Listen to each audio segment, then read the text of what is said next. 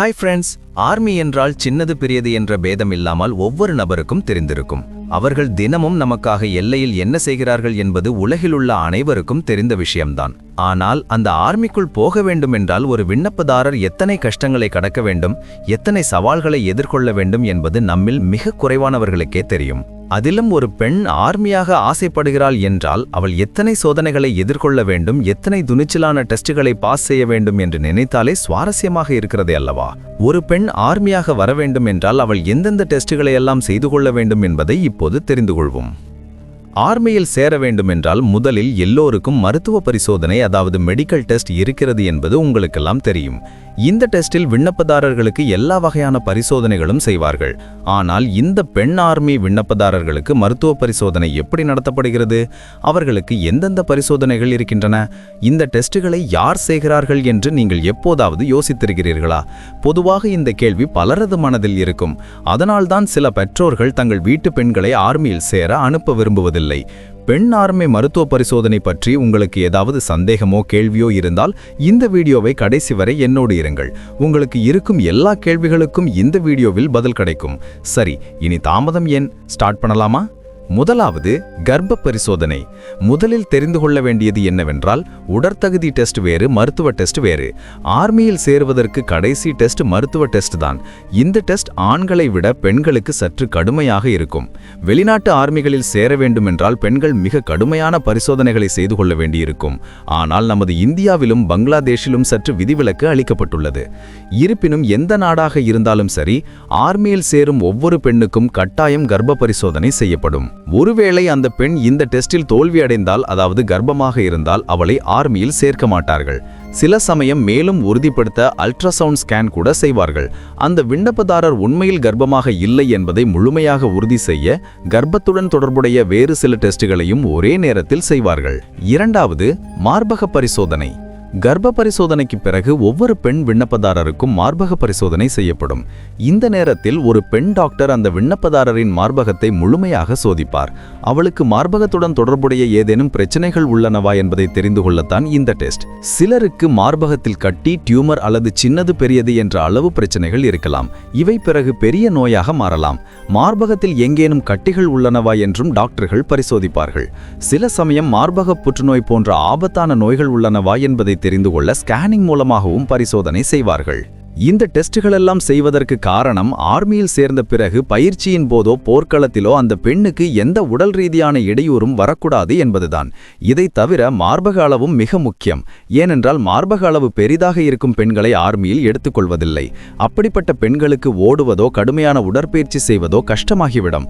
மார்பக அளவு சிறியவர்கள் மிகவும் ஆக்டிவாக இருப்பார்கள். மூன்றாவது, மூலநோய் பரிசோதனை, அதாவது பைல்ஸ் செக்அப்.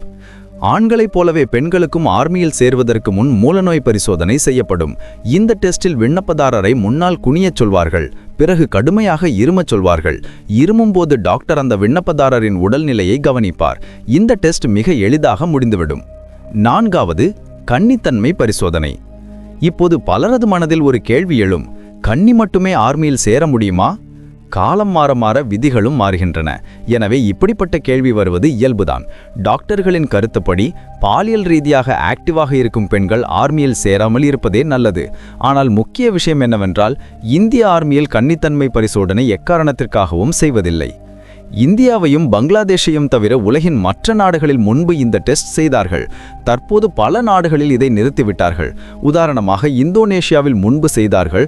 ஆனால் பெண் விண்ணப்பதாரர்கள் பெரும் போராட்டம் நடத்தியதால் இப்போது முழுக்க முழுக்க நிறுத்திவிட்டார்கள். உங்களுக்கு தெரிய வேண்டிய விஷயம், மருத்துவ அறிவியல் ஒரு பெண் கன்னியா இல்லையா என்பதை கணிக்க மட்டுமே முடியும். அதை 100% நிரூபிக்க எந்த உறுதியான முறையோ எந்திரம். ஐந்தாவது, மற்ற உடல் உறுப்புகளின் பரிசோதனை. பெண்களுக்கு மருத்துவ பரிசோதனை செய்யும் போது அவர்களது நகங்களையும் கால்களையும் பரிசோதிப்பார்கள். கால்களை பரிசோதிக்கும் போது 2 முழங்கால்கள் ஒன்றோடொன்று தொடுகின்றனவா என்று பார்ப்பார்கள்.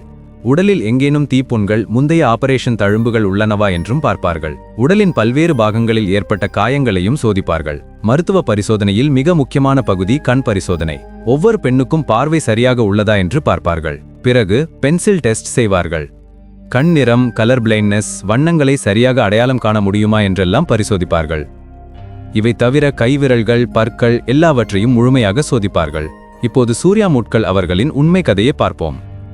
இந்தியாவை சேர்ந்த ஹரியானாவை சேர்ந்த சூர்யா முட்கல் ஆர்மி லெப்டினன்ட் ஆக வேண்டும் என்று கனவு கண்டார். ஆனா ஆர்மி கனவுக்கு மருத்துவ பரிசோதனையே தடையாக நின்றது. முன்பு இந்தியாவில் ஆண் பெண் இருவருக்கும் ஆர்மி மருத்துவ பரிசோதனையை ஆண் டாக்டர்களே செய்வார்கள். சில வருடங்களுக்கு முன் சூர்யா முட்கல் மருத்துவ பரிசோதனைக்கு சென்றபோது ஆண்கள் தங்களை சோதிப்பதை ஏற்க மறுத்ததால் அவரை நிராகரித்து விட்டார்கள். இந்த சம்பவத்திற்கு பிறகு சூர்யா முட்கல் அங்கேயே நிற்கவில்லை. உயர் அதிகாரிகளிடம் பேச ஆரம்பித்தார். ஆனா அப்போது யாரும் அவரது பேச்சை கேட்கவில்லை. இருந்தும் அவர் பின்வாங்கவில்லை. இந்த விஷயத்தில் முழு 6 வருடங்கள் உச்சநீதிமன்றத்தில் வழக்கு தொடுத்து போராடினார். அவரது ஒரே கோரிக்கை பெண்களுக்கு மருத்துவ பரிசோதனை செய்வது பெண்களால் தான் இருக்க வேண்டும், ஆண்களுக்கு எந்த பங்கும் இருக்கக்கூடாது என்பதுதான். 6 வருடங்கள் வழக்கு நடந்த பிறகு ஆர்மி சார்பில் எல்லா ஆவணங்களையும் சமர்ப்பித்தது. இந்த 6 வருடங்களில் பல பெண்கள் அவருக்கு ஆதரவாக நின்றதால் ஒரு குழுவே உருவானது. அப்போதைய மத்திய அமைச்சர் சரத் பவார் அவர்களது கோரிக்கையை கேட்டார். அதன் பிறகு பெண்கள் மருத்துவ பரிசோதனையில் பல மாற்றங்கள் வந்தன. பெண் ஆர்மி மருத்துவ பரிசோதனை தொடர்பாக பல புதிய சட்டங்கள் கொண்டுவரப்பட்டன. தற்போது ஆர்மியில் சேரும் அனைத்து பெண்களுக்கும் மருத்துவ பரிசோதனையை பெண் டாக்டர்கள் அல்லது பெண் ஊழியர்களே செய்கிறார்கள். கர்ப்பம் மற்றும் தனியார் உறுப்பு பரிசோதனைக்காக டெஸ்ட் ரூமில் ஒரு பெண் டாக்டர் கட்டாயம் இருப்பார். எல்லா விண்ணப்பதாரர்களுக்கும் அல்ட்ராசவுண்ட் பரிசோதனை செய்யப்படுகிறது. இந்த வழக்கில் வெற்றி பெற்றாலும் சூர்யா முட்கல் ஆர்மியில் சேர முடியவில்லை. மறுபடியும் மருத்துவ பரிசோதனைக்கு வாய்ப்பு கொடுத்தார்கள். ஆனால் அப்போதும் அவர் உடற்தகுதியில் தேரவில்லை. தற்போது சூர்யா முட்கல் ஒரு ஆசிரியையாக உள்ளார். ஆசிரியையாவதற்கு முன் அவர் நடத்திய இந்த போராட்டத்தால் இன்று இந்திய ஆர்மியில் சேர விரும்பும் பெண்கள் சுயமரியாதையுடன் சேர முடிகிறது. இவ்வளவு நடந்தாலும் இன்றும் பலருக்கு பெண்கள் ஆர்மியில் சேருவது பற்றி பலவித கருத்துகள் உள்ளன. ஆனா இந்தியா, பங்களாதேஷை தவிர மற்ற நாடுகளில் ஆர்மியில் சேர பெண்கள் மிக கடுமையான சூழ்நிலைகளை எதிர்கொள்ள வேண்டியிருக்கிறது.